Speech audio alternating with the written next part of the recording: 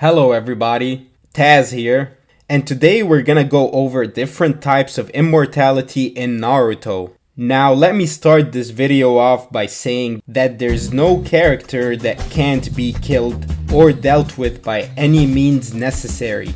It's more so that some characters have ways of evading what would otherwise be considered fatal circumstances, at least by regular shinobi standards. It's also all S-ranked shinobi that fit in this category, so you won't find any regular chunin or jonin that can use such abilities. Many members of the Akatsuki are on this list, which is part of what makes them such a dangerous group to go up against, with only 2 members being more than enough to take on entire platoons of shinobi. And we'll start this list off by the first Akatsuki member to die. Sasori was an iconic figure for the Sand's puppet jutsu development, with Kankuro calling him the master craftsman of the puppeteering core, revealing that the puppets he's been using so far were originally made by Sasori. However, Sasori's influence extends beyond that. Sasori eventually began dabbling in forbidden puppeteering jutsu, which led him to invent human puppets. Human puppets retain the abilities of the person the puppet is made out of, but what it doesn't inherit is that person's mortality, at least to the passage of time. When Sasori reveals his face to his grandmother, she notes that his looks haven't changed at all, even though the last time she saw him was 20 years prior. What we can take from this, when a person turns himself into a puppet, they can't age, meaning they cannot die of old age. Which does go hand in hand with Sasori's contradicting Deidara, saying that true art is everlasting. That's not to say he can't be killed. Even if you destroy his puppet body, he can put it all together so long as his puppet core is not damaged, which seems to function as his heart and is the only human element left in him. So it's the key to his mortality and the one way he can be killed. Now, while he's not actually immortal, he did find a way to transcend past the limitations of his human body. He doesn't age, he doesn't sleep, he doesn't need any food or water. It's kinda like if Pinocchio joined the Akatsuki and was kind of sadistic and had an army of puppets that can take out an entire nation. He can only be damaged if you get his puppet core, which would take him out completely. I also wanted to discuss a reanimation ninjutsu that Sasori's grandmother developed, with which she was able to revive the Kazekage. What I find fascinating about this is that Lady Chiyo states that she developed the jutsu for Sasori, which heavily implies that she wanted to use it to revive Sasori's parents by breathing life into the mother and father puppets.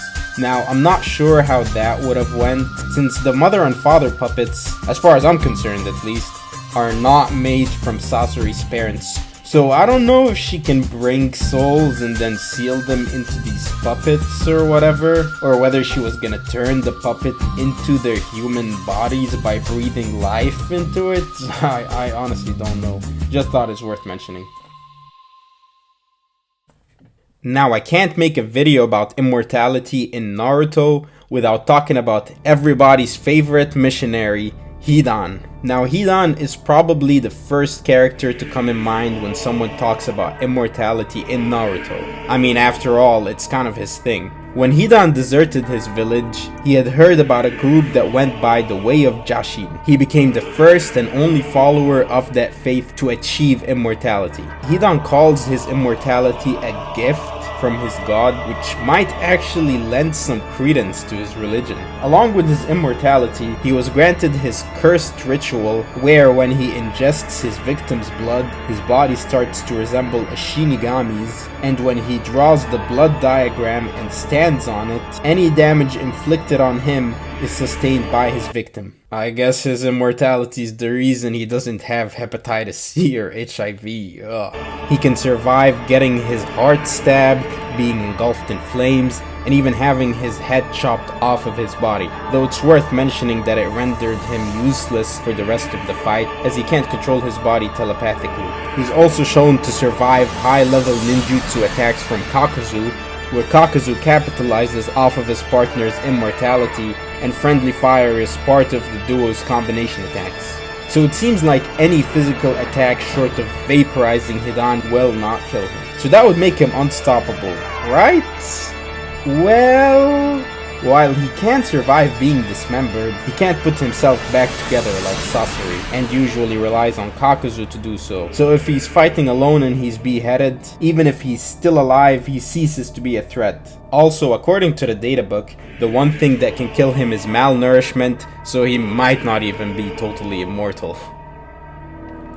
Moving on to his partner, Kakuzu, who's actually been around since as far back as the days of the first Hokage. The way he tells it to Kakashi is that he's managed to cheat death and extend his life by stealing hearts off of other shinobi before his gives in to old age. When Kakuzu deserted the hidden waterfall, he stole the village's forbidden jutsu, the Earth Grudge Sphere, with which he was able to transform his body to a rag doll that's made up of tendrils that allow him to extend his limbs.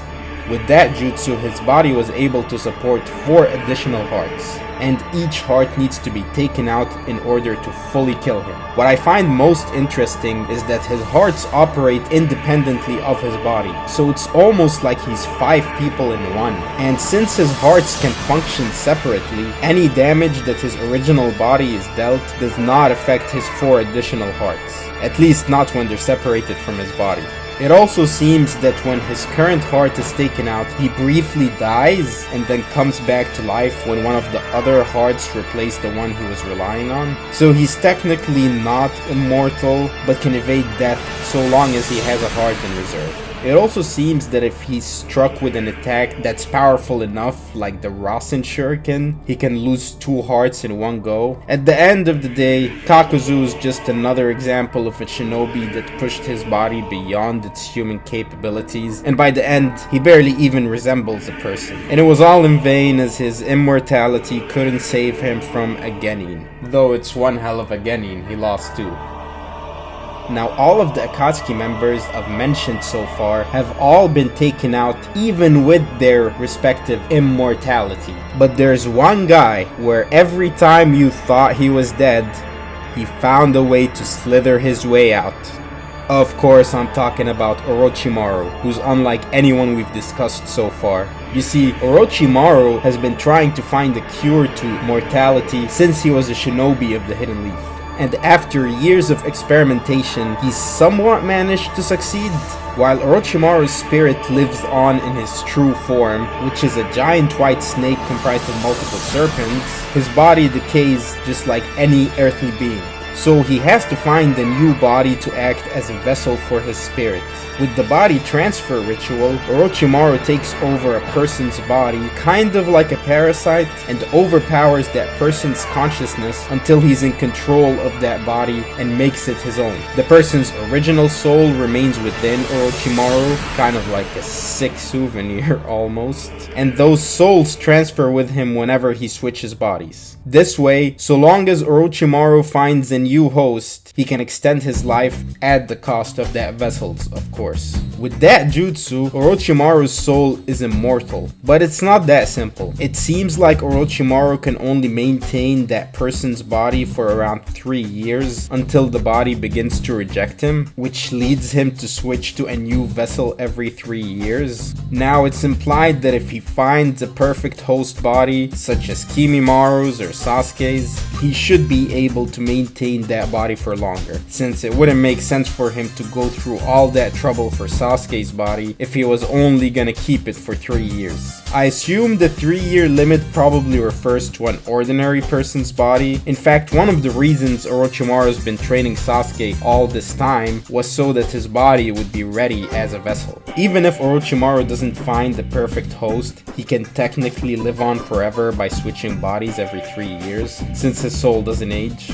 He even has a simpler jutsu for transferring consciousness to other bodies, that being the curse mark. Orochimaru's consciousness can transfer to and live within anyone on the receiving end of the curse mark, and he can even take over their body if they get weakened enough, like he did with Sasuke when exhausted from his battle against Itachi. It was through the curse mark that Orochimaru managed to defy the concepts of life and death when he was revived in the Fourth War, after he'd already been taken out twice by Sasuke and Itachi. Since Anko was still alive and she had the curse mark, by extension she had a portion of Orochimaru living inside her that could be revived if reverse summoned from the curse mark. Note that when revived, Orochimaru managed to create a body from Kabuto's flesh that already had a lot of Orochimaru's DNA at that point.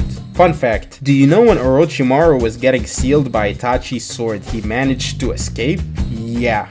If you pay close attention, Orochimaru managed to exert a small white snake that left his body as the 8-headed Hydra was getting sealed. That snake ends up perishing due to getting hit by an Amaterasu covered branch. So if you wanted to theoretically kill him for good, you'd have to seal his main body, the one that possesses the white snake, and then you'd have to free everyone that's been subjected to his curse mark from it. While Orochimaru might fall off in terms of power when it comes to the end of the series, he remains one of the hardest characters to kill, and immortal in many ways than not. He's also mastered a technique that allows him to summon any person that has died to the world of the living, so long as he has a human sacrifice, as an immortal regenerative zombie. But this is as far as I plan to go in this video. I'm gonna be covering the Edo Tensei and other immortality jutsu in a follow-up video. Sorry guys, but I thought I'd split the idea of this video into 2 parts, since a video covering every form of immortality in Naruto would be much longer than I expected at least. I hope you did enjoy today's video. I personally thought it was a neat idea to cover. If you liked this video, I'd appreciate it if you gave it a like, and if you want to see more videos like this, please subscribe to this channel, as I plan on making some polls, and the results of these polls will probably lead to more future videos. Have a great day, and